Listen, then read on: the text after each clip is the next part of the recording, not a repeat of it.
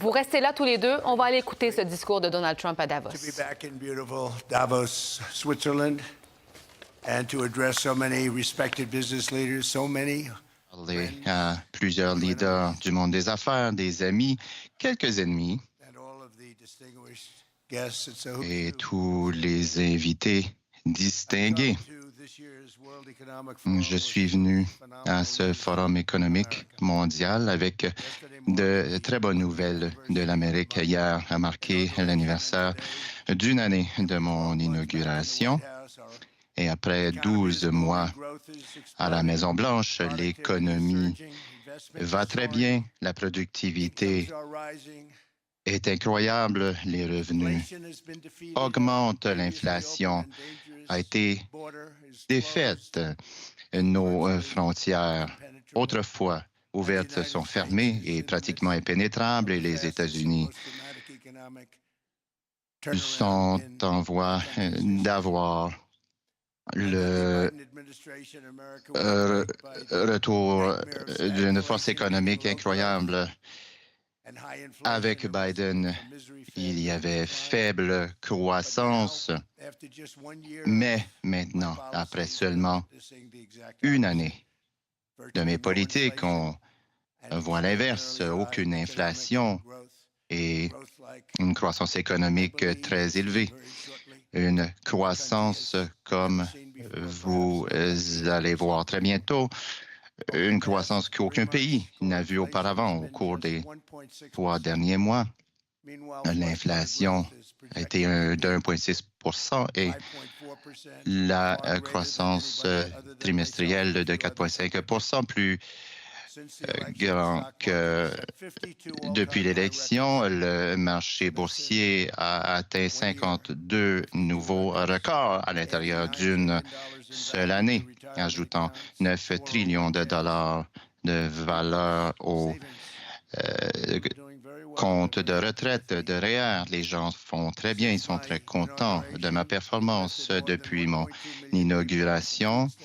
On a fait en sorte que les gens soient plus riches et 1 trillion de dollars d'investissement en 4 ans. On a obtenu des engagements pour 18 trillions de dollars et lorsque les chiffres finaux sortiront, ça sera plus près de 20. Ça n'a jamais été fait par aucun pays dans l'histoire. Il y a un peu plus d'1 an, avec les gauchistes radicaux, ça n'allait pas bien du tout et maintenant, nous sommes le pays le plus en vogue au monde et maintenant, notre croissance va doubler. Et avec mes politiques tarifaires et ma croissance, on va même dépasser les attentes. Ce sont de très bonnes nouvelles et c'est des bonnes nouvelles pour toutes les nations. L'engin économique, les États-Unis sont l'engin économique du monde et quand ça va bien aux États-Unis, ça va bien ailleurs et quand ça va mal aux États-Unis, ça va mal ailleurs. On vous entraîne vers le bas ou on vous tire vers le haut.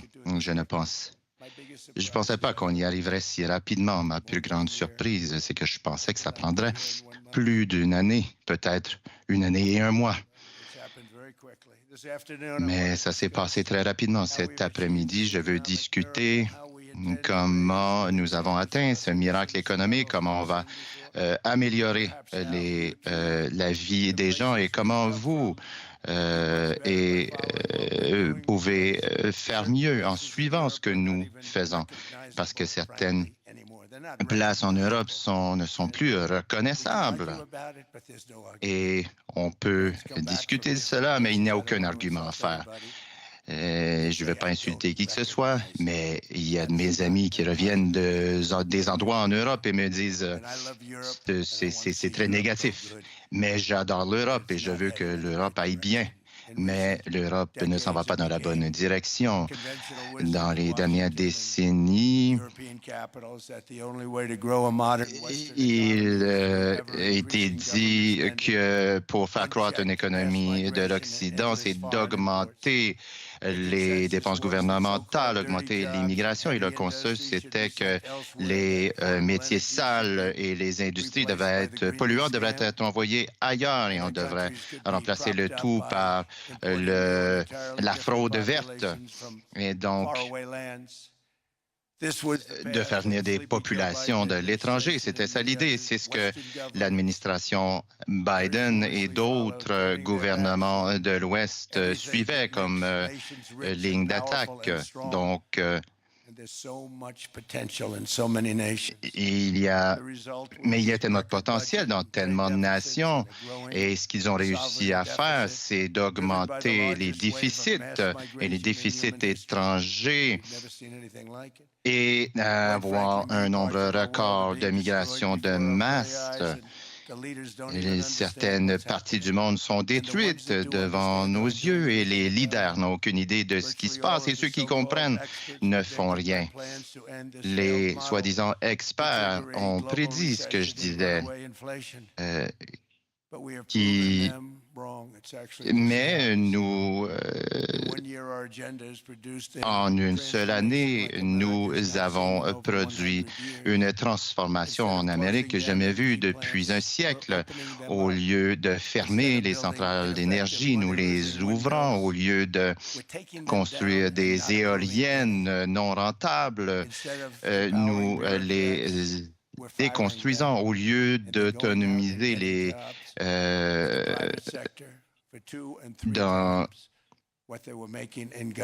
gens à l'intérieur du gouvernement ont été congédiés pour trouver des emplois plus payants dans le privé. Au début, ils n'aimaient même pas, mais maintenant, c'est différent.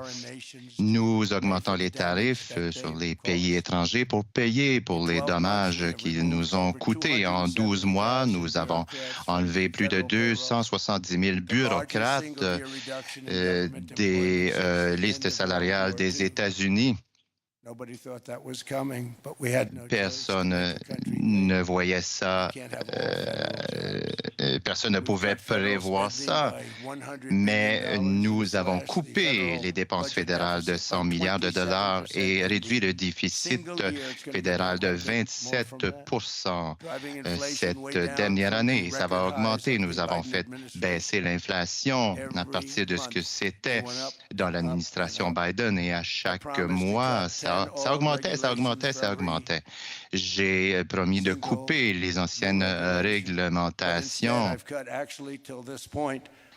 J'ai jusqu'à maintenant coupé 129 réglementations pour chaque nouvelle réglementation approuvée. Alors, lorsqu'il m'arrive avec une nouvelle réglementation, nous en coupons 10, mais maintenant c'est à 129. En juillet, on a fait passer des coupures d'impôts, pas de taxes, pas d'impôts sur les...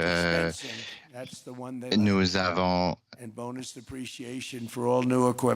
des bonus d'appréciation pour les investissements en capitaux, pour aider les entreprises à croître et pour que la production s'en vienne aux États-Unis.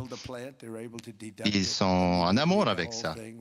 Ils sont capables de déduire tout ce qui a trait avec leurs installations. Alors, c'est un miracle qui a lieu. Personne ne pensait que ça pouvait se faire, mais nous le faisons. C'est ce qui a fait de mon premier mandat un succès d'un point de vue financier. Et nous parlons ici d'un programme de 10 ans et non d'1 an, que vous pouvez déduire tout. En 1 an avant ça, c'était de 38 à 41 ans. Avec les tarifs, on a réduit notre déficit qui était le plus important de l'histoire du monde. Nous perdions $1 trillion à chaque année et c'était tout simplement gaspillé. Mais en 1 an, j'ai réduit le déficit de 77 % avec aucune inflation. Et les gens disaient que ça ne se pouvait pas. Des gens très brillants pensaient que je faisais la bonne chose. Je pensais que je faisais la bonne chose. Et maintenant, tous pensent que je fais la bonne chose. Ils n'en croient pas leurs yeux quant aux chiffres. La production domestique d'acier a augmenté de 300 000 tonnes par mois et ça va doubler au fil des 4 prochains mois, même tripler. Nous avons des usines d'acier qui se construisent partout au pays, ce que personne ne croyait. Et tout s'en va en augmentant parce que les entreprises obtiennent des approbations très rapides, des approbations environnementales. Nous avons fait des accords commerciaux couvrant un grand pourcentage du commerce américain, certaines des meilleures compagnies et des pays au monde. On a des pays en tant que partenaires également, les nations européennes, le Japon, le Corée du Sud, ce sont tous des partenaires qui ont des accords importants avec nous. Le gaz, ça va augmenter le marché boursier, non seulement aux États-Unis, mais les pays qui ont fait des accords avec les États-Unis également, c'est bon pour eux. Vous savez que, comme je l'ai mentionné, lorsque les États-Unis montent, vous augmentez également. Aux États-Unis, j'ai mis fin aux politiques énergétiques qui font augmenter les prix tout en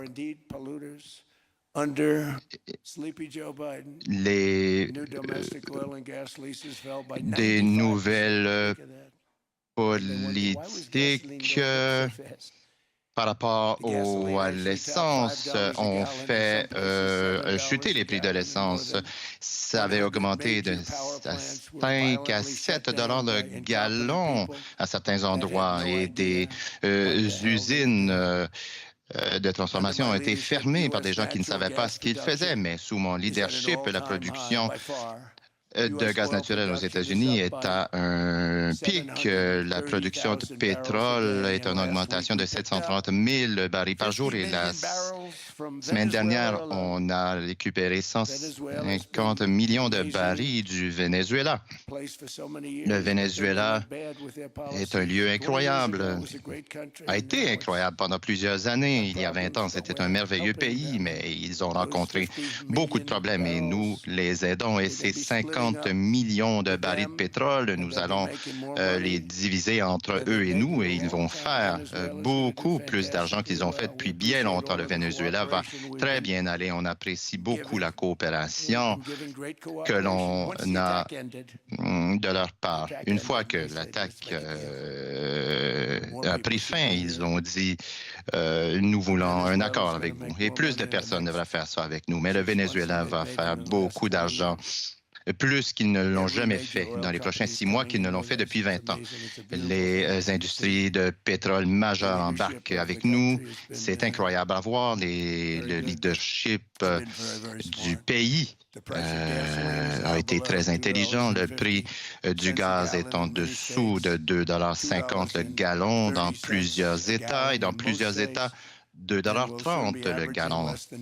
Et la moyenne sera bientôt moins de 2 $ le gallon. Dans plusieurs endroits, c'est déjà plus bas que ça, 1,95 $ le gallon. Dans plusieurs États, on voit 1,99 $, des chiffres jamais vus auparavant, depuis des années en fait. Du moins depuis mon dernier mandat. J'ai signé un ordre approuvant de nouveaux, la construction de nouveaux réacteurs nucléaires. Je n'étais pas un fan du nucléaire, je n'aimais pas le risque, le danger, mais avec les progrès qu'ils ont faits au niveau nucléaire, c'est incroyable. Et également au niveau de la sécurité. Nous sommes des partisans de l'énergie nucléaire et maintenant on peut l'avoir de très bons prix et c'est très sécuritaire. Et nous menons le monde en intelligence artificielle. Nous sommes les meneurs et de beaucoup, comparativement à la Chine même. Et nous construisons nos propres centrales pour l'intelligence artificielle, pour alimenter la consommation énergétique. J'ai lu un article dans le Wall Street Journal que la Chine crée beaucoup d'énergie, mais nous n'en créons autant ou même plus. Et je suis très fier de cela. C'était mon idée. On me disait, vous ne pouvez pas créer cette quantité d'énergie, mais on en a besoin de beaucoup pour s'occuper de l'intelligence de la consommation, de l'intelligence artificielle. On disait, vous ne pouvez pas faire ça. Et j'ai dit, vous êtes des gens brillants, vous avez beaucoup d'argent, vous pouvez construire vos propres usines de génération d'énergie. Ils ne me croyaient pas au début. Il y a plusieurs personnes, même dans cette pièce, qui ne me croyaient pas. Et j'ai dit, non, non, vous pouvez. Ils sont venus après quelques semaines. Ils n'avaient pas d'usine. Ils m'ont dit, on pensait que tu faisais des blagues. Mais non, je leur ai donné une approbation assez rapide. Et maintenant, on retourne au pétrole, au gaz et même au charbon. Et en raison de mon élection, les États-Unis ont évité l'effondrement énergétique que l'on a vu dans les pays qui ont adopté la grande fraude verte. Des éoliennes partout. Allez-y, détruisez vos terres. À chaque fois que les pales tournent, un coup, vous perdez 1 000 $. Voilà. Et ici, en Europe, on a vu la gauche radicale et ce qu'ils ont tenté d'imposer aux États-Unis. L'Allemagne génère maintenant 22 % moins d'électricité qu'elle le faisait en 2017. Et ce n'est pas la faute du chancelier actuel. Il essaie de résoudre le problème et en fait un beau travail. Mais avant qu'il soit... J'imagine que c'est pour ça qu'il a été élu. Et le prix de l'électricité est de 64 % plus élevé. La Grande-Bretagne produit seulement 1/3 de l'énergie totale de toutes les sources, comparativement à 1999. Pensez-y, 1/3. Et ils sont assis sur la réserve la plus importante de la mer du Nord, mais ils ne l'utilisent pas. Et c'est l'une des raisons pourquoi leur énergie a atteint des bassesses jamais vues. Pensez-y, 1/3. Et ils sont assis sur une richesse. Ils n'ont... Cette mer du Nord est incroyable de façon...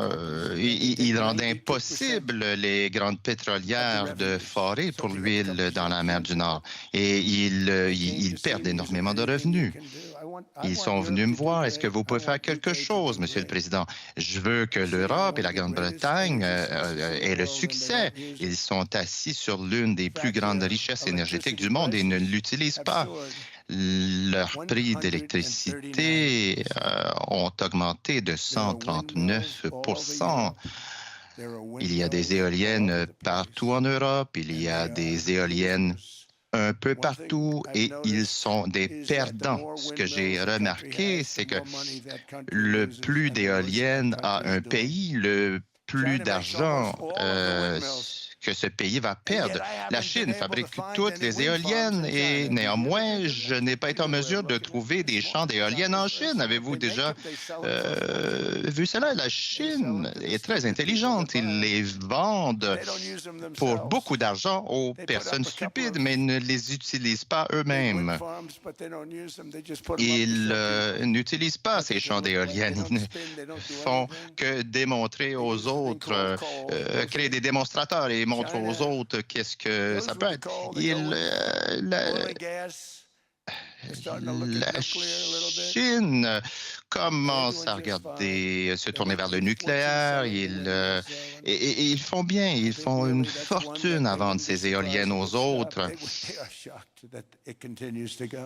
Ils sont surpris que la vague éolienne continue, que les gens continuent d'acheter ces foutues éoliennes qui tuent les oiseaux et ruinent l'environnement.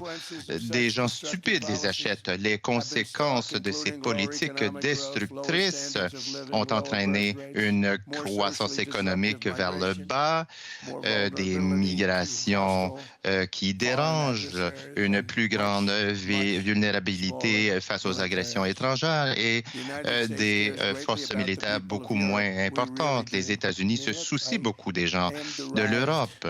from Europe, Scotland and Germany. Je suis un produit de l'Europe moi-même, Scotland, my mother, de 100% l'Allemagne, German, my father.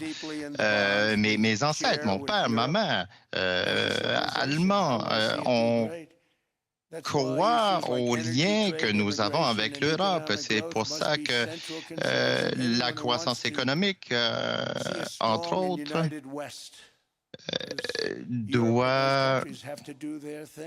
l'Europe et les autres pays doivent sortir de cette culture qu'ils ont créée au fil des 10 dernières années. C'est horrible ce qu'ils se font. Ils se détruisent eux-mêmes. Ce sont de très beaux endroits. Nous voulons des alliés forts. On veut que l'Europe soit forte, pas faible. Ultimement, ça touche à la sécurité nationale et aucun enjeu actuel rend la situation plus transparente que ce qui se passe actuellement avec le Groenland. Est-ce que vous voulez que je dise quelques mots à propos du Groenland? J'allais l'ignorer, mais bon, si j'avais fait cela, les gens m'auraient critiqué. J'ai énormément de respect à la fois pour le peuple du Groenland et du Danemark, beaucoup, mais chaque allié de l'OTAN a l'obligation de défendre son propre territoire et de fait, aucune nation ou groupe de nations n'est en mesure de donner la sécurité au Groenland comme les États-Unis sont en mesure de le faire.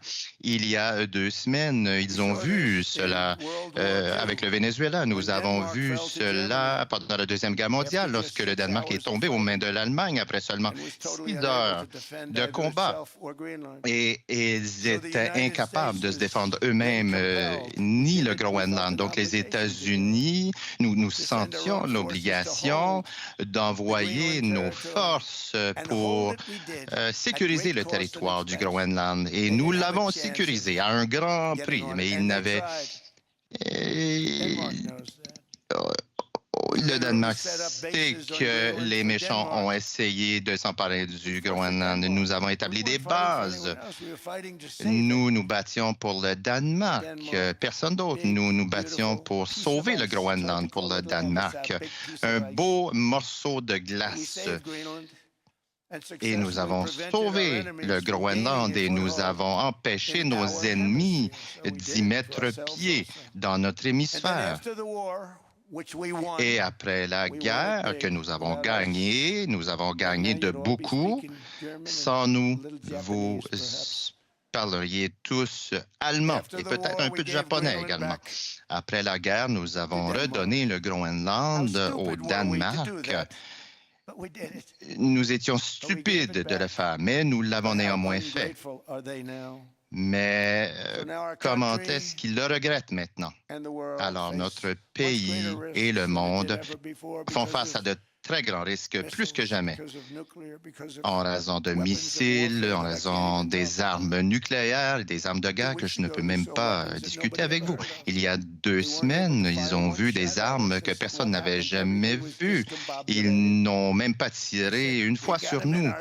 Ils ont dit, nous les avons dans notre cible, faites feu, mais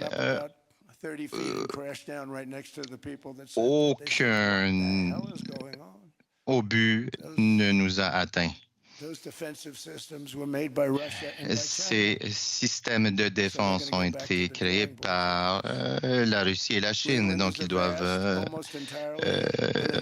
recommencer parce que c'est pas efficace. Le Groenland est un territoire presque inhabité et non développé, sans défense, dans un emplacement clé, stratégiquement clé entre les États-Unis, la Russie et la Chine, directement au milieu.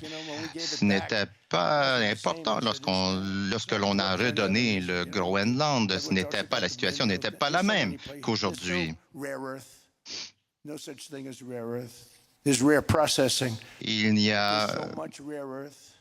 Il y a beaucoup de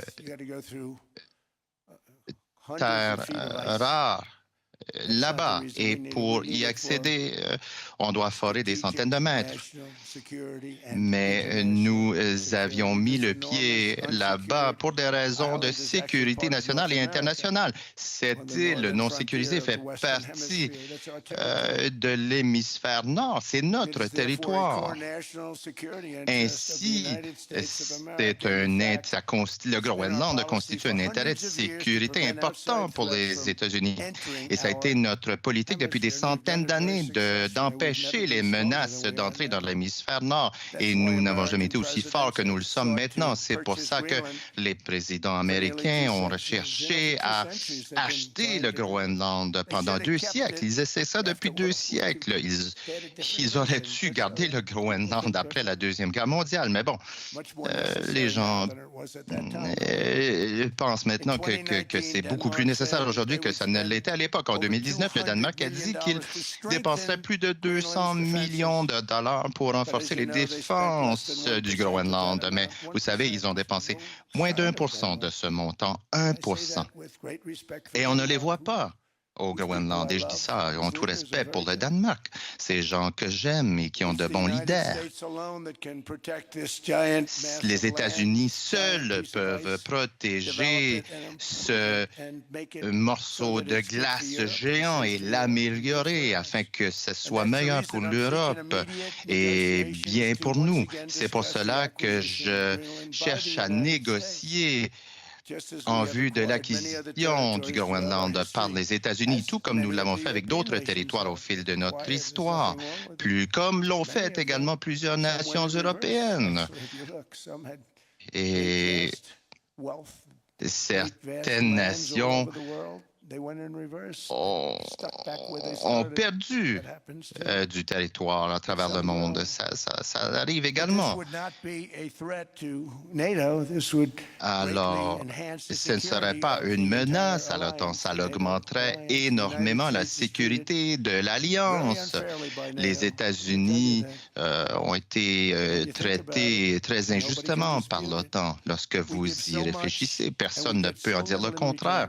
Nous avons donné tant et obtenu très peu en retour. Et je suis un critique de l'OTAN depuis plusieurs années. Et j'ai fait beaucoup, bien plus que tous les autres présidents pour l'OTAN. La guerre avec l'Ukraine en est un exemple. Nous sommes à des milliers de kilomètres séparés d'un océan géant. C'est une guerre qui n'aurait jamais dû commencer en Ukraine. Et ça n'aurait jamais commencé si nous avions gagné l'élection de 2020, qui était biaisée en leur faveur.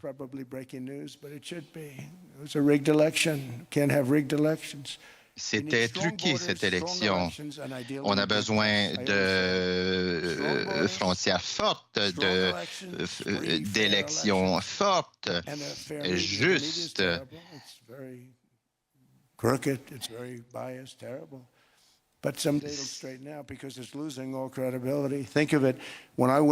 Donc, pensez-y, lorsque j'ai gagné de beaucoup, lorsque tous les 7 États pivots sont venus de mon côté, ces États n'ont tenu aucune crédibilité. On a besoin d'une presse juste et honnête. Et rappelez-vous, j'ai hérité une situation terrible. Les frontières étaient ouvertes, l'inflation était importante. Tout allait mal aux États-Unis lorsque je suis entré en poste. Et la guerre entre l'Ukraine et la Russie n'aurait jamais eu lieu si j'avais été là. Poutine ne serait jamais entré en Ukraine. Et après que j'ai quitté, lors de mon premier mandat, je voyais les choses qui se passaient. Biden a donné des sommes phénoménales à l'Ukraine. Et quand je suis entré, j'ai fait comme à la frontière du Sud, comme pour l'inflation, comme pour notre économie. J'ai dit, wow, nous sommes dans le pétrin. notre pays, c'est-à-dire avec toutes ces choses hors de contrôle. Mais la frontière était hors de contrôle et nous l'avons réparée. Maintenant, nous avons la frontière la plus forte au monde. Et pendant mon année, la dernière année, j'ai mis fin à 8 autres guerres. Vladimir Poutine m'a appelé. L'Arménie, l'Azerbaïdjan m'ont dit, je peux pas croire que tu as mis fin à cette guerre qui dure des années. Le président Poutine m'a appelé, il m'a dit, vous savez, j'ai travaillé à mettre fin à cette guerre pendant 10 ans. Alors, qu'est-ce que les États-Unis gagnent de tout ce travail et tous ces investissements à l'étranger, outre la mort et beaucoup d'argent qui s'en va aux autres sans aucune marque d'appréciation? Je parle de l'OTAN, je parle de l'Europe. Ils doivent travailler sur l'Ukraine. Nous, non. Les États-Unis sont très éloignés. On a un océan qui nous sépare. On n'a rien à voir là-dedans. Et donc, l'OTAN était seulement supposé payer 2 en PIB. La plupart des pays ne payaient presque rien. Les États-Unis payaient pour presque 100 de l'OTAN. Et j'ai mis fin à ça. J'ai dit, ce n'est pas juste. Et encore plus important, j'ai fait en sorte que l'OTAN paie 5 et maintenant, il paie donc quelque chose. Les gens disaient que c'était pas possible. Ils ne vont pas dépasser le 2 mais ils sont montés à 5 et maintenant, ils le payent. Ils payent le 5 Ils ne payaient pas le 2, mais maintenant, ils payent le 5. Avec leur excellent secrétaire général qui est ici, Marc, je pense qu'il est ici. Tu es ici, Marc. Bonjour, Marc.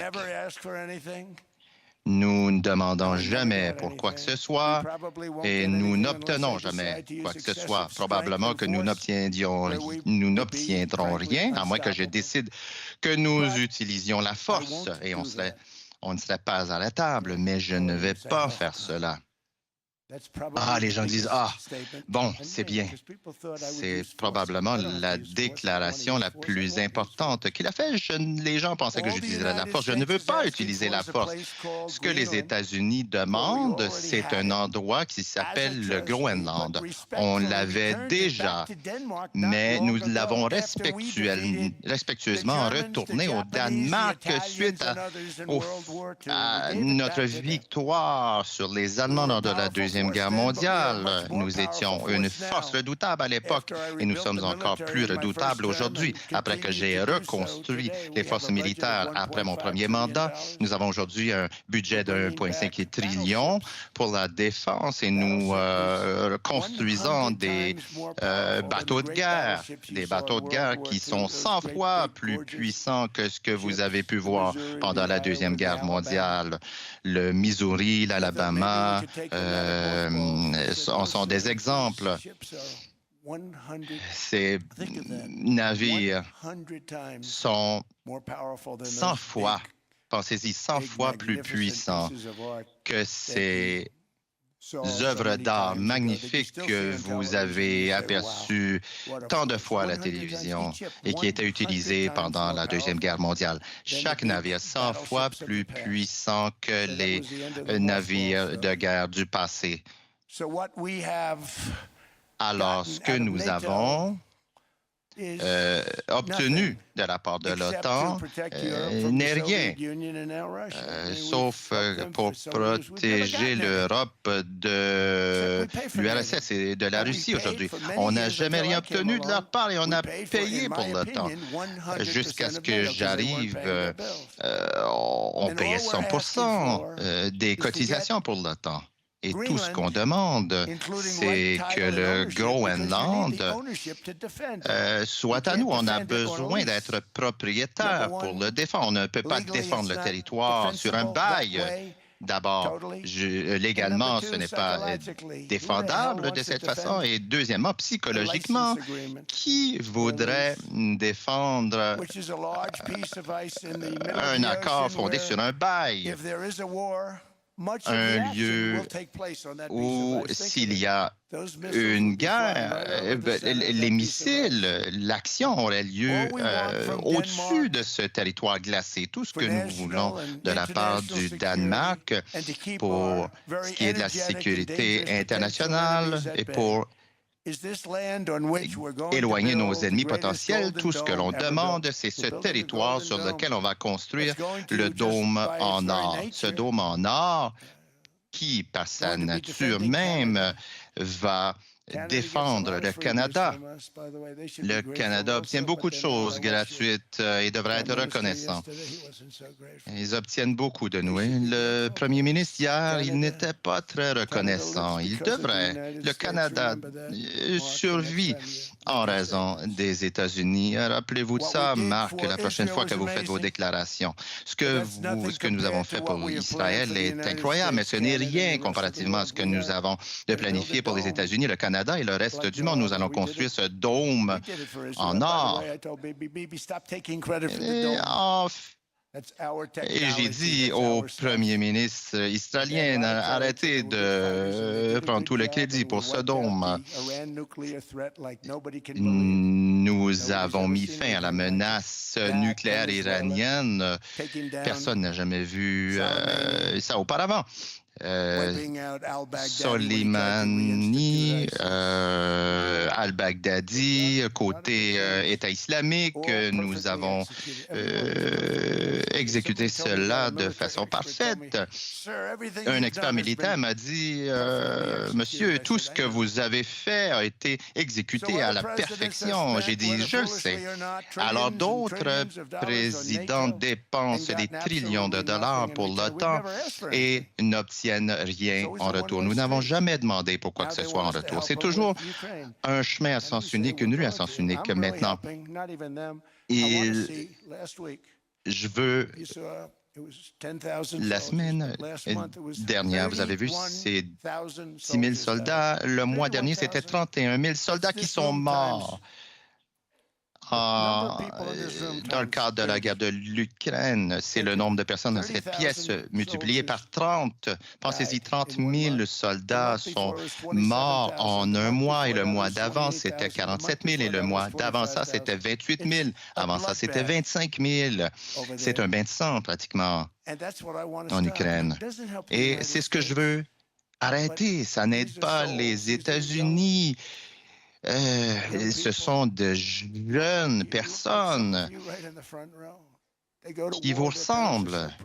Ils partent à la guerre, leurs parents sont fiers d'eux, et 2 semaines après, ils reçoivent un appel comme quoi leur fils, leur fille est décédé. Je veux mettre fin à cette guerre, la pire depuis la Deuxième Guerre mondiale. On va excéder la Deuxième Guerre mondiale si ça continue. Côté mort, l'Ukraine et la Russie, de nombreux morts. Et je discute avec le président Poutine, il veut un accord, comme je discute avec le président Zelensky, il veut un accord, je le rencontre aujourd'hui, il pourrait être dans l'auditoire en ce moment, mais il faut qu'il mette fin à cette guerre. Parce que trop de personnes meurent sans raison, trop de personnes sont décédées. Et c'est pour ça que je m'y intéresse, à mettre fin à tout ça. En faisant ainsi, j'aide l'Europe, j'aide l'OTAN jusqu'à il y a quelques jours. Il m'aimait avant que je commence à parler du Groenland. C'est comme notre papa a dit un leader. Mais maintenant, ce que je demande, c'est... Je demande un morceau de glace qui peut jouer un rôle important pour la protection du monde. C'est une petite demande comparativement à ce que nous leur avons donné au cours de plusieurs décennies. Mais le problème avec l'OTAN, c'est que nous serons là pour eux entièrement. Mais l'inverse, je ne suis pas certain. Si nous étions sous attaque par une nation, je les connais tous très bien. Je ne sais pas s'ils seraient là pour nous. Nous serions là pour eux. Avec tout cet argent qu'on a dépensé, avec tout ce que nous avons, les efforts que nous avons injectés dans cette relation, nous serions là pour eux. Je ne sais pas s'ils seraient là pour nous. Hein, vous savez, en raison de l'Islande, les marchés ont fondu.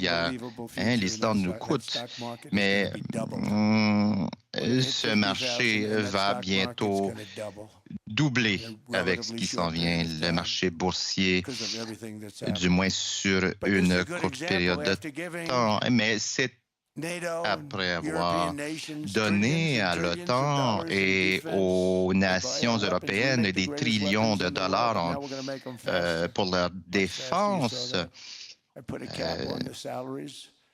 nous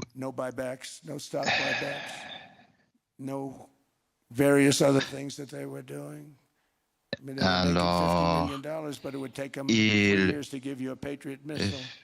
ils avaient les fonds pour produire des armes, mais ça leur prenait un temps incroyable à les produire.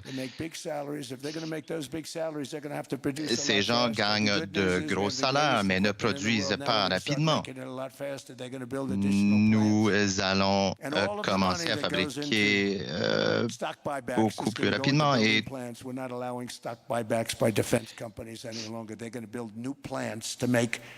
Tomahawks, Patriots. We have the best Donc, les industries vont... Nous avons le meilleur équipement, des F-35, des F-47, les nouveaux qui sont dévastateurs.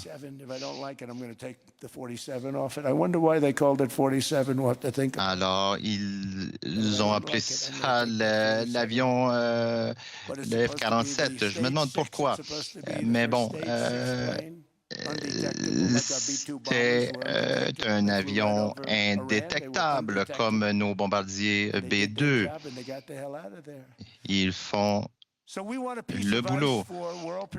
Nous voulons ce morceau de glace pour la protection mondiale et ils ne veulent pas nous le donner. Nous n'avons jamais rien demandé. Nous ne leur avons jamais rien demandé. Ils ont le choix. Vous pouvez dire oui et nous allons apprécier beaucoup, ou vous pouvez dire non et nous allons nous en souvenir. Un Amérique en sécurité signifie un OTAN en sécurité et c'est pour ça que au quotidien, je m'assure que nos forces militaires soient très puissantes, que nos frontières soient fortes et que notre économie soit forte parce que la sécurité nationale requiert la sécurité économique. Biden et ses alliés ont détruit notre économie et nous ont refilé la pire inflation en 48 ans. Que ce soit 48 ans ou l'éternité, c'est terrible. Ça coûte à la famille typique américaine 33 000 $, ce qu'ils ont fait à ce pays. On ne devrait jamais oublier ça. C'est probablement le pire président que l'on a jamais eu. Il a causé tant de dommages avec ses signatures automatiques. Il signait des choses que personne n'aurait dû signer, mais maintenant, tout ce qui touche à l'économie américaine va beaucoup mieux.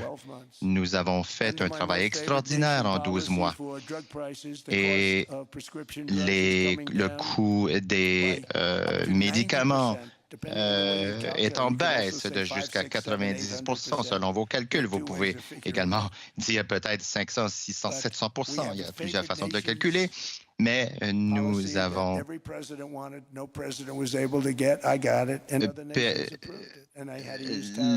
les autres pays, les autres présidents ne pouvaient pas faire ce que j'ai fait, mais avec mes tarifs, j'ai réussi une pilule qui coûtait 10 à Londres coûtait 130 à New York ou Los Angeles. Et je me disais, c'est grave. Mes amis disaient, vous savez, lorsque vous allez à Londres, vous achetez ça pour presque rien. Essentiellement, les États-Unis étaient volés par les autres pays. Et donc, lorsque j'ai appelé Emmanuel Macron, je l'ai regardé hier avec ses belles lunettes fumées. Qu'est-ce qui s'est passé là? Mais je l'ai regardé être ferme. Mais à 10 il était à 10 pour une pilule. J'ai dit, Emmanuel, et en fait, toutes les compagnies pharmaceutiques sont en accord. Et ils ne sont pas faciles. Hein. Ils font cette fraude depuis bien longtemps, mais ils ont cédé. Et ils ont dit, vous ne ferez jamais en sorte que les pays vont vous donner leur approbation. Mais au fil des années, ils ont demeuré à un prix inférieur et nous avons toujours augmenté. Nous payons 13, 14, 15 fois plus pour les médicaments que certains pays. J'ai dit non, ils vont approuver 100 On me disait non. Mais j'étais du côté d'Emmanuel, qui est probablement dans cette salle, et je l'aime. Hein? Difficile à croire, je l'aime. Et j'ai dit, Emmanuel, il va falloir augmenter le prix de cette pilule à 20 30 pensez-y. Ça veut dire que le coût est doublé pour ce qui est des médicaments prescrits, peut-être même quadruplé. Non, Donald, je ne ferai pas ça. J'ai dit oui, tu le feras à 100 Il dit non. Tu me demandes de doubler le prix des médicaments. J'ai dit, Emmanuel, tu profites des États-Unis depuis 30 ans avec ces médicaments. Tu devrais augmenter. Et j'ai aucun doute que tu le feras. En fait, je suis 100 certain que tu... Non, me dit-il, je ne le ferai pas. En fait, il doit doubler ou tripler parce que ce n'est pas que vous nous rencontrez à mi-chemin. Vous devez aller augmenter et nous allons baisser. Nous sommes donc à 130, vous êtes à 10. Vous devrez donc aller à 20 ou à 30, pas plus. J'ai dit, Emmanuel, tu vas doubler ou tripler. Non, me dit-il. J'ai dit, Emmanuel, voici, tu vas le faire rapidement et si tu ne le fais pas, je vais imposer un tarif de 25 sur tout ce que tu vends aux États-Unis et un tarif de 100 sur tes vins et tes champagnes. Et c'est 10 fois plus que je te demande pour les médicaments. Et tu vas le faire. Je ne veux pas que cela sorte publiquement, mais je vais devoir être forcé de le faire. Non, Donald. Et ça m'a pris environ 3 minutes par pays. Je leur ai tous dit, vous allez faire cela. Ils m'ont répondu la même chose. Non, je ne le ferai pas. Vous me demandez de doubler le coût des médicaments. J'ai dit oui, parce que vous nous volez. Depuis 30 ans maintenant.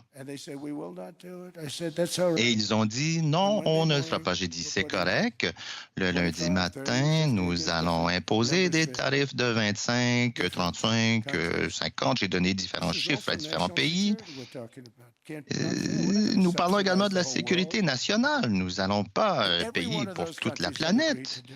Et chacun de ces pays a finalement été d'accord d'augmenter le prix des médicaments. Et donc, nous allons maintenant payer le prix le plus bas dans le monde entier. Et donc, le prix de nos médicaments vont baisser de 90 Vous pouvez dire 1000, 2000, ça dépend de quel calcul vous utilisez, mais nous allons... Imaginez-vous une réduction de 90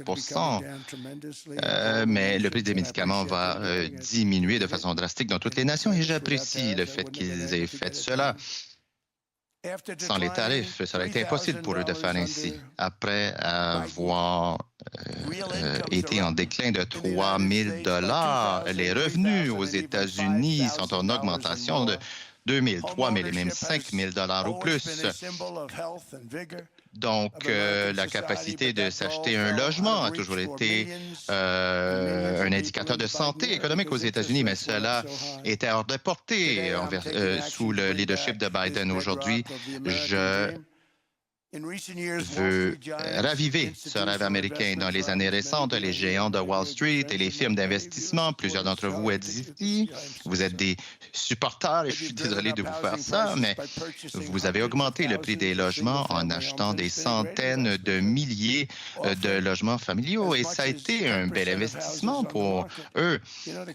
Jusqu'à 10 des maisons sur le marché, mais lorsqu'une corporation vous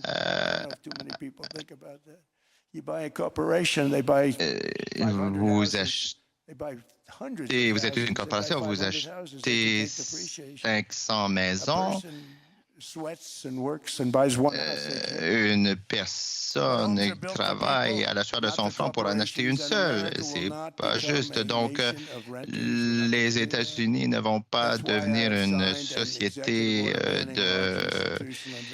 d'accord selon des bails. C'est pour ça que j'ai empêché les investisseurs d'acheter des maisons unifamiliales.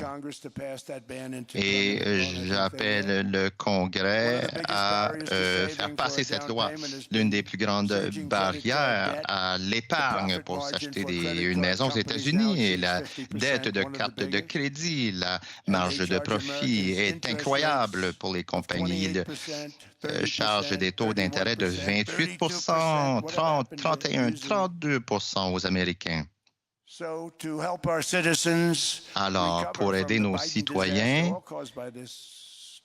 à se relever après le désastre Biden, je demande au Congrès de faire plafonner les taux d'intérêt des cartes de crédit à 10 pendant une année.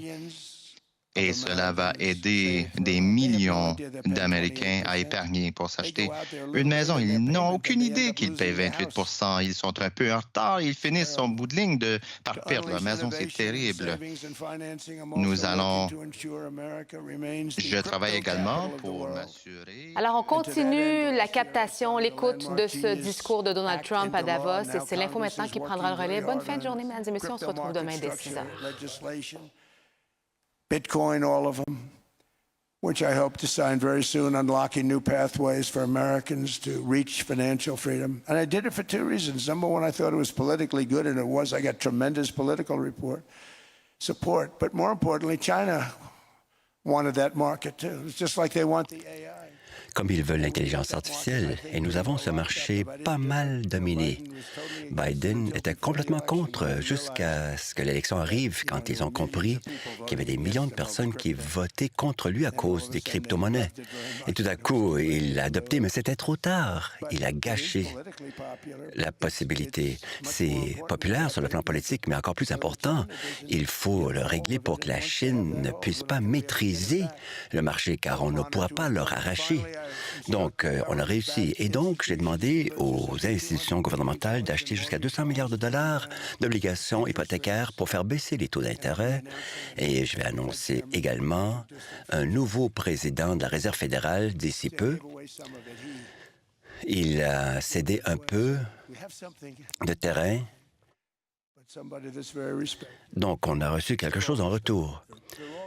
Ils sont tous respectés. Tous les gens que j'ai interviewés sont très bien. Ils pourraient faire un travail remarquable comme président de la Réserve fédérale. Mais des fois, ils changent quand ils prennent le poste. Ils disent ce que je veux entendre. Là, ils ont le poste pour 6 ans. Et ensuite, tout à coup, ils disent, bon, on fait monter les taux d'intérêt.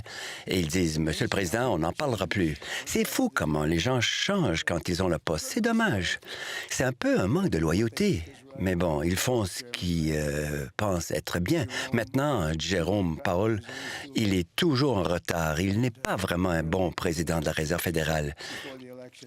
Juste avant les élections, ça allait bien, n'est-ce pas? Il s'est bien comporté en faveur des démocrates. Bon, on va voir quelqu'un qui, nous espérons, fera un meilleur travail. La semaine dernière, le taux hypothécaire sur 30 ans a baissé en bas de 6 % depuis bien des années. Un autre facteur important de hausse des coûts des résidences, c'était l'invasion de nos frontières par les migrants. Pour ce qui est du logement, personne n'en parle, mais moi, Pour ma part, je suis très protecteur des gens qui ont déjà une propriété, qui ont déjà leur maison. On en a des millions, n'est-ce pas, de nos concitoyens. Et parce que nous avons eu une telle performance, les valeurs résidentielles ont augmenté beaucoup. Et ces gens sont devenus riches. Ils ne l'étaient pas. Ils se sont enrichis grâce à l'immobilier, à leur propre maison. Et chaque fois que la maison est plus abordable, en fait, vous faites du tort à la valeur des maisons préexistantes. Car un pas sans l'autre. Et moi, je ne voudrais pas agir pour affaiblir les avoirs des gens qui, pour la première fois, marchent dans les rues, déambulent dans leur ville avec fierté et orgueil que leur maison vaut 500, 600, 700 000 $. Moi, si je voulais vraiment écraser le marché résidentiel, je pourrais le faire rapidement. Les gens pourraient acheter les maisons plus facilement, mais vous pourriez détruire, n'est-ce pas, les avoirs accumulés des propriétaires actuels. Et les hypothèques seraient très basses. Et là, tout à coup, l'hypothèque devient très chère avec les taux d'intérêt et les gens sont obligés de vendre. Howard, il fait un travail remarquable. Écoutez, on pourrait écraser le marché, on pourrait faire baisser les taux d'intérêt de beaucoup. En fait, on voudrait le faire, c'est bon pour tout le monde. Vous savez, le fait de faire baisser les taux d'intérêt, on devrait payer beaucoup moins, n'est-ce pas? Notre taux d'intérêt est trop élevé. On devrait payer le moins de tout pays au monde, parce que sans les États-Unis, vous n'avez pas de pays vous-même. Pensez à la Suisse. Nous sommes en Suisse, n'est-ce pas? Je vous offre un exemple. Ils faisaient des montres, n'est-ce pas, des Rolex, ils fabriquent, et ils payaient rien aux États-Unis quand ils envoyaient leurs produits chez nous. Et nous avions un déficit de 41 milliards de dollars avec ce pays vraiment superbe qu'est la Suisse. Par conséquent, j'ai dit, mettons un tarif de 30 sur la Suisse. Imposons cela pour qu'on puisse récupérer un peu de notre argent.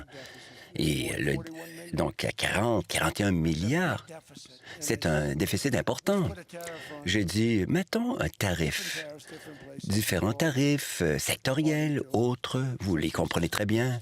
Parfois, vous êtes avantagé, des fois, vous en souffrez. Donc, 30 de tarif a été imposé à la Suisse et c'était la catastrophe. Ils appelaient jour et nuit, vous ne le croiriez même pas. Moi, je connais beaucoup de gens de la Suisse. C'est un endroit vraiment remarquable. Mais j'ai compris qu'ils ne sont que performants grâce à nous. Il y a tant d'autres exemples où c'est les États-Unis qui sont la sage-femme de la prospérité des autres pays. Pensez-y. Et on n'a jamais fait payer pour cela. Donc, ils ont pu vendre leurs montres sans aucun tarif. Et là, 41 milliards de dollars uniquement sur le marché américain. J'ai dit non, ça ne passe pas. Donc, je l'ai mentionné, on a encore un déficit important, mais je l'ai monté à 30 %. Et je devine que le premier ministre, je ne crois pas que c'est un président, je crois le premier ministre qui a appelé une femme et elle se répétait sans cesse. Elle disait « Non, Monsieur le Président, vous ne pouvez pas imposer 30 % de tarif. Nous sommes un pays tout petit. Oui, mais vous avez un déficit très gros. Vous êtes peut-être petit, mais votre déficit est important, autant que les grands pays. Non, s'il vous plaît, vous ne pouvez pas. » Elle répétait le même refrain qu'on est un petit pays. Mais vous êtes un grand pays sur le plan économique. Mais elle m'a vraiment fait hérisser le poil. Et je lui ai dit, écoutez, merci madame, merci de l'appel. Ne faites pas cela, merci. Et je l'ai monté à 39 % de rechef. Et là, c'était vraiment, oh mon Dieu. Eh bien, tout le monde, Rolex est venu me voir, tout le monde a débarqué à la Maison-Blanche. Et j'ai compris une chose. Moi, je ne veux pas faire du tort, donc j'ai réduit les tarifs à nouveau. On l'a ramené à un niveau plus faible. Ça ne veut pas dire que cela ne va pas monter, mais on a donc abaissé les tarifs. Mais ils payent maintenant ces tarifs. Ce que j'ai compris, c'est qu'il y a beaucoup de gens qui s'enrichissent grâce aux États-Unis. Sans notre marché, ils seraient vraiment dans le trou. Imaginez 41 milliards de dollars de produits vendus aux États-Unis. Et c'est un petit pays, alors pensez-y. Moi, j'ai compris une chose. Et j'ai été un peu rétif parce qu'elle était très agressive. Et dans cette conversation, j'ai compris une chose. Les États-Unis, vraiment, sont vraiment au cœur de la prospérité d'innombrables pays. Et je connais beaucoup de gens, n'est-ce pas, dans le milieu. Ils ne veulent pas me voir, ils ne veulent pas m'offusquer. Et tout le monde profitait des États-Unis, n'est-ce pas, de notre marché florissant. Mais moi, j'étais très équitable. J'ai abaissé le tarif et tout s'est bien terminé. Mais ce que j'ai compris, c'est que sans notre marché, ce n'est plus la Suisse, n'est-ce pas? C'est la même chose pour tous les pays représentés ici. Nous ne voulons pas détruire les pays, nous voulons travailler avec vous. Donc 39-40 j'aurais pu dire, je veux 70 de tarif. Et on aurait pu gagner de l'argent dans l'échange. Mais cela aurait pu peut-être détruire la Suisse sur le plan financier. Ce n'est pas mon intention. Mais on devrait payer les taux d'intérêt les plus faibles au monde, n'est-ce pas? Nous devrions payer vraiment les taux d'intérêt les plus faibles, car sans nous, sans notre économie, la plupart des pays ne fonctionneraient même pas. Et ensuite, vous avez le facteur de la protection. Sans notre appareil militaire, le plus puissant du monde et de loin, sans cette protection, vous auriez des menaces insupportables. Vous ne les vivez pas, ces menaces, grâce à nous. Et ça, c'est grâce à l'OTAN. Et finalement, ce que j'aimerais dire, et c'est très important aussi à souligner, dans le bon vieux temps, moi, je disais, j'étais le plus jeune dans la pièce. Et maintenant, je suis à l'autre bout du spectre. Mais je ne me sens pas vieux, savez-vous? Mais je suis parmi les plus vieux. Mais je me rappelle, il n'y a pas si longtemps, 20, 25 ans, quand une bonne nouvelle sortait, par exemple sur les États-Unis ont eu un très bon trimestre, un très bon mois. Tous les marchés boursiers étaient à la hausse. Maintenant, quand ils disent que les États-Unis ont eu un trimestre record, c'est incroyable à quel point les marchés boursiers américains se portent bien. Et là, les actions chutent. Pourquoi? Parce qu'ils se disent, ah non, l'inflation. Et donc, les taux d'intérêt vont monter. Et donc, c'est des gens comme Powell qui font monter les taux d'intérêt. Et ce qu'ils font, c'est qu'ils arrêtent net le succès. C'est un frein. Quand nous avions un bon trimestre, un bon mois, de bons résultats, des bonnes nouvelles, les marchés boursiers étaient à la hausse. Voilà, il faut répéter l'expérience, on se disait. C'est ainsi que ça devrait être. Maintenant, quand on a une très bonne performance économique, ils veulent le tuer dans l'œuf. Donc, on a eu plus de 5 de taux de croissance. On devrait être à 20 25 même.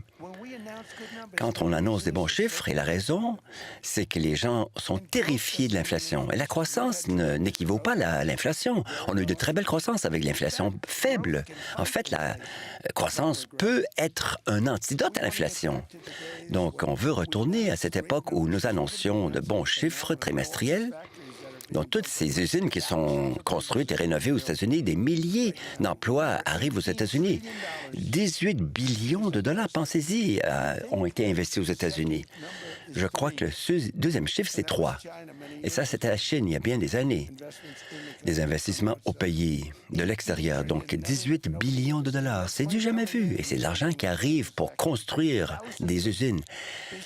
Des milliers de commerces, des milliers d'entreprises, des usines de fabrication d'auto reviennent aux États-Unis. Ils arrivent du Canada, du Mexique, du Japon. Le Japon arrive et construisent des usines ici pour éviter les tarifs. Ils arrivent de la Chine, ils arrivent de partout dans le monde.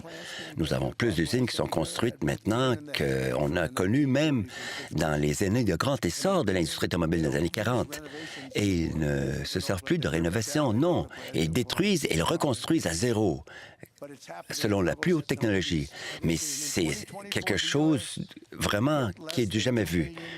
Il y avait moins de 2 millions de nouvelles maisons en des années récentes, mais Biden admet plus de 8 millions de nouveaux migrants. Mais en 2025, pour la toute première fois depuis 50 ans, les États-Unis ont inversé les flux migratoires.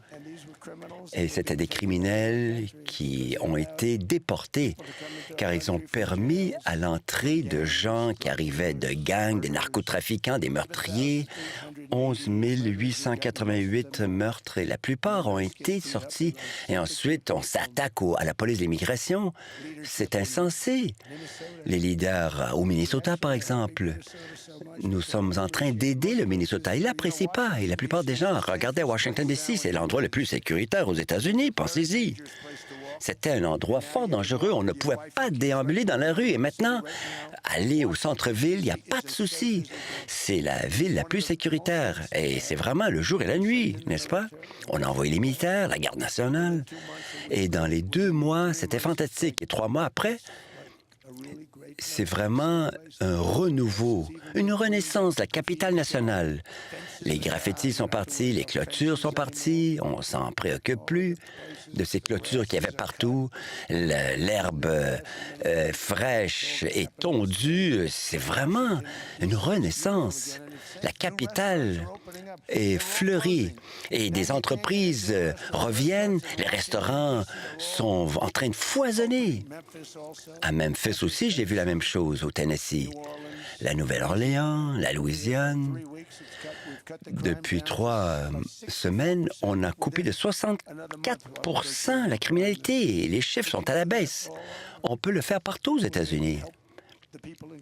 On va aider les gens en Californie. On n'aura plus de criminalité. On s'entendait tellement bien avec Gavin quand j'étais président. C'est un bon gars, Gavin Newsom, le gouverneur de la Californie. Moi, j'aimerais beaucoup aider la Californie. On les a aidés, n'est-ce pas, à Los Angeles? Ils ont eu des problèmes au début de mon mandat, mais on aimerait être là. Je pourrais dire ceci.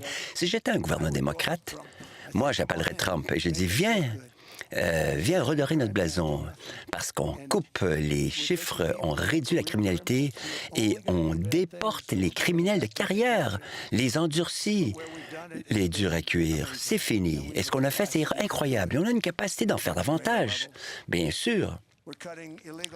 Nous sommes en train de réduire les profiteurs qui sont sur les listes d'aide sociale pour les immigrants illégaux. Il y avait aussi ces villes refuges, ces villes sanctuaires.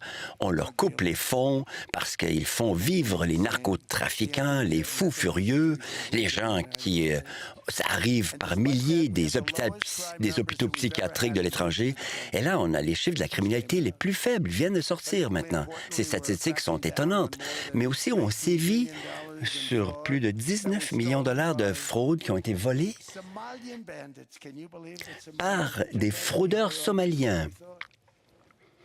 Ce sont des gens de faible quotient intellectuel, mais c'est étonnant. Ils ont su frauder l'État du Minnesota de plusieurs milliards de dollars. C'est incroyable.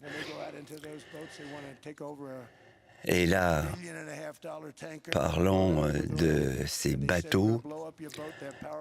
Il y a ces pirates somaliens, n'est-ce pas, qui arrivaient sur les bateaux au large de leurs côtes et les compagnies d'assurance s'affolaient. On va leur payer toutes les rançons qu'ils veulent.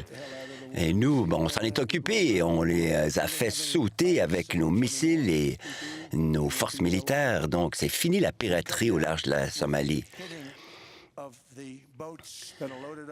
Il y a également ces sous-marins des narcotrafiquants, ces bateaux hyper rapides. Ce sont des embarcations qui sont conçues pour le trafic des narcotiques. Et là, quelqu'un dit, « Mais non, c'est des pêcheurs, Monsieur le Président. Comment vous pouvez faire sauter des bateaux de pêcheurs? » Mais pas du tout. Avec 2-3 moteurs hors bord à haute vitesse, pensez-vous que c'est des pêcheurs? Mais non. Il est question vraiment d'arrêter les narcotrafiquants. Moi, je ne voudrais pas me retrouver dans une telle embarcation. Donc, nous, on élimine tous ces dangers sur les narcotrafiquants qui empruntent les voies terrestres. C'est facile, mais en mer, c'est plus compliqué. Mais on s'en est occupé. Donc, quand on pense à l'Occident, eh bien, on ne veut pas importer ces cultures étrangères qui n'ont jamais construit une civilisation comme l'Occident. Pensez à la Somalie, ce n'est pas une nation. Il n'y a pas de gouvernement, il n'y a pas de police, il n'y a pas de militaire, ils n'ont rien. C'est une société en faillite. Et là, on a cette congressiste, Ilhan Omar, qui vaut 30 millions de dollars. Elle vient d'un pays qui n'est pas un pays et elle nous dit comment gérer l'Amérique. Voyons donc, ça n'a pas de bon sens. L'explosion de la prospérité, finalement, en conclusion, et du progrès, qui sont au cœur des fondements de l'Occident, ne sont pas venus de notre pouvoir de taxation, mais plutôt de notre culture, de nos valeurs fondamentales. C'est cet héritage précieux que l'Amérique et l'Europe ont en commun. Nous partageons ces valeurs de l'Occident. Nous devons maintenir notre force. Il nous faut se renforcer plus prospères que jamais. Il nous faut défendre nos cultures, la culture de l'Occident et l'esprit qui a élevé l'Occident des ténèbres du Moyen Âge pour en arriver au sommet des réalisation de l'humanité. Nous sommes dans une position incroyable. C'est un temps vraiment riche. Il y a plein de changements. Il faut en profiter de l'époque qui est la nôtre. Entre nos mains, il y a des technologies que nos ancêtres n'auraient jamais pu imaginer. Vraiment inimaginable ce qu'on voit aujourd'hui sur le plan technologique. Et c'est vraiment quelque chose d'un progrès immense. Pensez à l'intelligence artificielle il y a à peine 2 ans. Qui en parlait? Il y a vraiment des bonnes applications et aussi certaines qui peuvent être dangereuses. On le comprend très bien. Il faut être prudent. Mais nous sommes les chefs de file de l'humanité. Mais ces occasions qui se présentent à nous, et nous devons en profiter. C'est notre époque. Ce sont les pionniers dans cette salle. Beaucoup d'entre vous, vous êtes des pionniers. Vous êtes des gens brillants au sommet de vos sociétés. 50 people for every seat. I don't know what. Il y a presque 50 personnes qui veulent chaque siège qui est ici. Et pensons à Larry. Larry, c'est vraiment un roi qui touche à tout et cela se transforme en or. Vous êtes les meilleurs leaders, les plus grands cerveaux du monde ici. Vous êtes l'élite culturelle et financière. Et l'avenir est sans limite. Et cela, en grande partie grâce à vous. Nous devons vous protéger. Il nous faut vous chérir. Je dis toujours, il faut chérir nos génies, car on est très peu nombreux, n'est-ce pas? Donc, ensemble, avec de l'audacité, de la persévérance, élevons nos sociétés, nos populations, nos économies, défendons nos destinées partagées et bâtissons un avenir pour nos citoyens qui est plus ambitieux, plus excitant, plus inspirant et plus grand que tout ce qu'on aurait pu imaginer. Nous sommes en mesure de réaliser des choses inimaginables il y a très peu de temps. Et c'est vous, ici, j'aimerais vous féliciter de votre travail, car vous êtes un peu le moteur de notre civilisation. Donc, je vous félicite de vos succès. Et les États-Unis sont de retour sur la scène mondiale, encore plus fort que jamais, plus grand que jamais. Et au revoir et à bientôt. Merci beaucoup.